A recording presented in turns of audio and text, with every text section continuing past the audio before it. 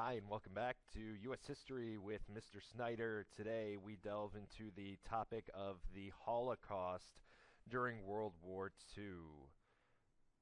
Our learning targets today will be to trace kind of where did this Holocaust start? Where did these feelings come from? So we'll trace the roots and progress of Hitler's campaign against the Jews. We'll explore what Hitler's final solution was and the nature of the Nazi death camps, and we will analyze and explain the United States and Allied response to the Holocaust. So without further ado, let's go ahead and get started. So how do we define Holocaust? We all know what period of time that is. We all know what it means, but if we had to put a definition to Holocaust, we would say it is the Nazi attempt to kill all of the Jews under their control. And it comes from the thought from Hitler and the Nazis, the underlying movement of anti-Semitism, or the hatred of Jews. Hitler, in his book in the 1920s, Mein Kampf, blames the Jews for all of Germany's problems, especially for their defeat in World War I, but also their inflation causing the bad economy and communism. The Nazis do persecute and they begin to discriminate against Jews with these new laws. So Hitler at first bans Jews from working in different sectors of society, civil service or government, banking, law, journalism, medicine, and he also urges Germans to not shop at Jewish businesses anymore. But then in 1935, he takes it a step up with the Nuremberg laws, and this actually legally defines a Jew. And a Jew is somebody who has 3 or 4 Jewish grandparents. And what this does is it also denies German citizenship to Jews, bans marriage and sex between Jews and non-Jews, and it also segregates Jews in all aspects of society. So now we have legal discrimination and a legal definition of what a Jew actually is. And the most severe acts of violence come on what is called Kristallnacht in 1938, which means the Night of Broken Glass, after a diplomat, a German diplomat, or somebody who works between countries, is murdered in Paris by a Jewish refugee. The Nazis order attacks on Jews in Austria, Germany, and the Sudetenland. 1,500 synagogues are destroyed, and 7,500 Jewish businesses are destroyed. 200 Jews are killed on this night, and 600 more are murdered. So it's a night with a lot of violence. So between 1933 and 1937, almost 130,000 Jews attempt to flee, or they do flee, Austria and Germany. And a lot more would have flown from those countries, but they're not welcomed elsewhere, especially since they are seen as competition for jobs in a Depression era where jobs are scarce. So the U.S. and other countries actively seek to not let Jewish refugees in because they see them as competition for jobs. But those who were left behind were able and subject to the final solution, which is Hitler's, the full quote is the final solution to the Jewish problem. What do we do with all of these Jews who we see as impure? And so the final solution is the systematic extermination of all Jews living in regions controlled by the Third Reich or the German government. Today, we would call this willful annihilation of a racial, political, or cultural group genocide. And genocide still happens in today's day and age, but this is the period that really coins that term.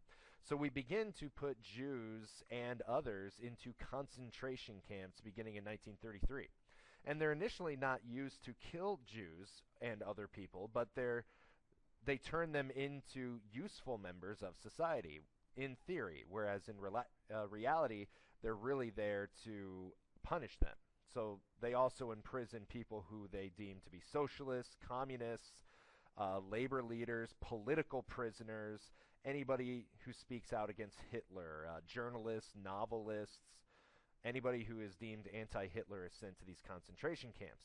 Other undesirable groups that they put here are gypsies, Jehovah's Witnesses, homosexuals, people with mental and or physical disabilities, and drunkards, homeless, people on the streets they send to these concentration camps. Prisoners are made to work here. They are tortured daily by guards, and the guards torture them without repercussion from their superiors.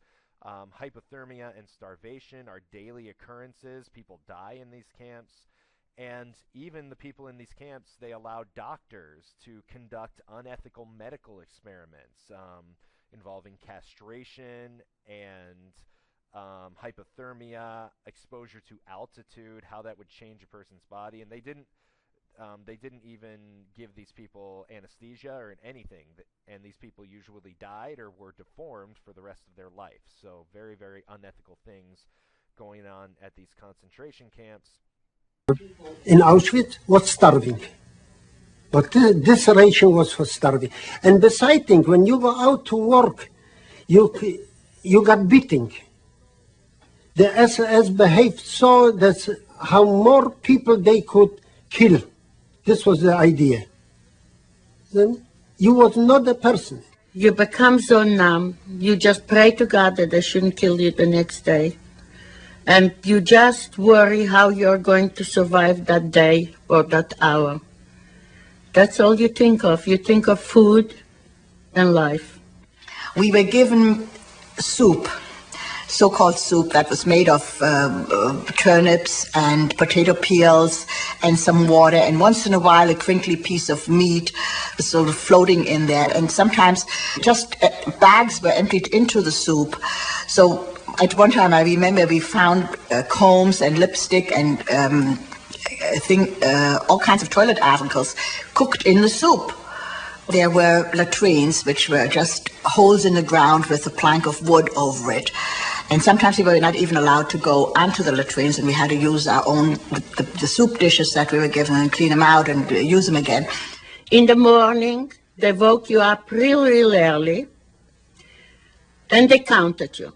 They made you roll call. You stood there for hours. It was called a pill. You stood there. They counted you and counted you. Why count you? There was no place to escape. You were surrounded with 2 rows of electric wires, guards around and around. After counting us and giving us the little food, they chased us to do different jobs. Every day you did so. They took, let's say, 50 women, 100 women. You go sweep the street. You go clean the bathrooms. You go do this. You go do that. And was all kind of work, was digging holes. Some, like I was working later on digging pits. But later we found out what we are doing, that this is pits for people or they get them and the crematorium could not burn. So they brought here hundred of bodies, and later was they burned them. So this was the work. We had to do all this digging and had to dig here and then fill in the hole and dig a hole next to it.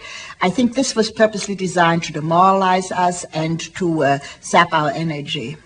One day, I was taken out with 50 women to a courtyard where we were told to assort shoes. There was a mountain of shoes.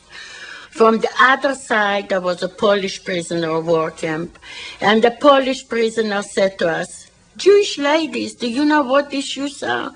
Those are the shoes from your people that were killed in this camp, that were taken in this gas chamber in crematoria." The sight was terrible when you was looking in the evening and you saw the fire over the chimneys. And you know, in the beginning, the first days you start to ask, what is this fire? So they say, oh, this is nothing. They burn you clothing, they don't want. Later you find out, somebody say, oh, you know your parents, your brother, your sister, your child. This way they are burning. This was the fire from the crematorium. The crematoria were going day and night. These gas chambers were going day and night. During the day, there was just black smoke coming out that you saw, and when the wind was in the direction of the camp, the ashes fell down mixed with small splinters of bone, and that mixed into the soil. So to me, this is a consecrated earth. This is not something that's just some soil. It was really holy ground. The Nazis were Germans, and their effectiveness is derived from the fact that they were extremely well trained, extremely well educated for the job that each was assigned. Moreover, the people who were running this organization were extremely cognizant of what was necessary to undertake action that would in ultimate ways be totally effective. One doesn't build a concentration camp without materials, without condemnation proceedings, without getting supplies, without architects, without engineers. All of these people are needed to accomplish the final result. It was accomplished.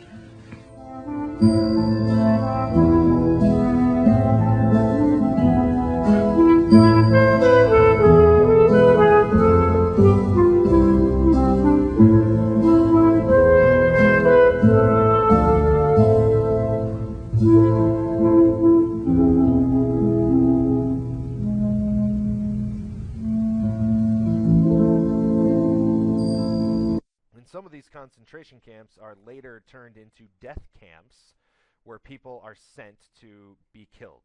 And prisoners are transported via a crowded train, and they're killed either by putting them in a room with carbon monoxide or insecticide, or some camps did not have this gassing equipment to kill people. They would just be shot. And the bodies, after they are killed, are useful to the Nazis. They take the human fat and they turn it into soap to be sold. They weave human hair into wigs, slippers, and mattresses, and valuables such as wedding rings, gold, fillings, and teeth. Those were looted from the victims. And so afterwards, after the body has been stripped of everything useful, they burn it in crematoriums. And by 1945, a total of 6 million Jews have been exterminated by the end of the war.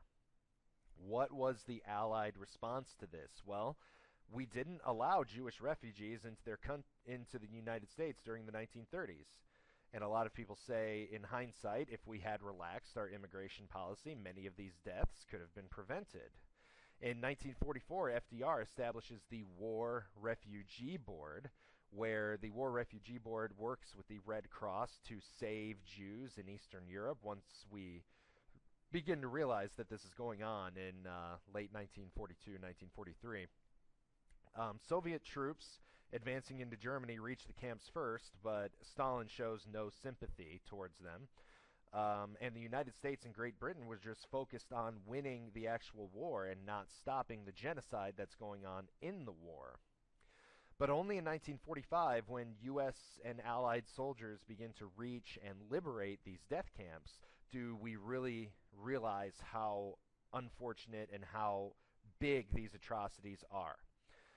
Many survivors of these death camps are allowed to come into the United States to make temporary or permanent homes. And in 1948, President Truman and others are behind the Jewish community in Palestine creating the nation of Israel. We immediately recognize the new Jewish state and do business with it, and we become its greatest ally. And so that is a quick overview of everything that went on in the Holocaust. And make sure you fill out those learning targets, and I'll see you back here in class later on. Goodbye.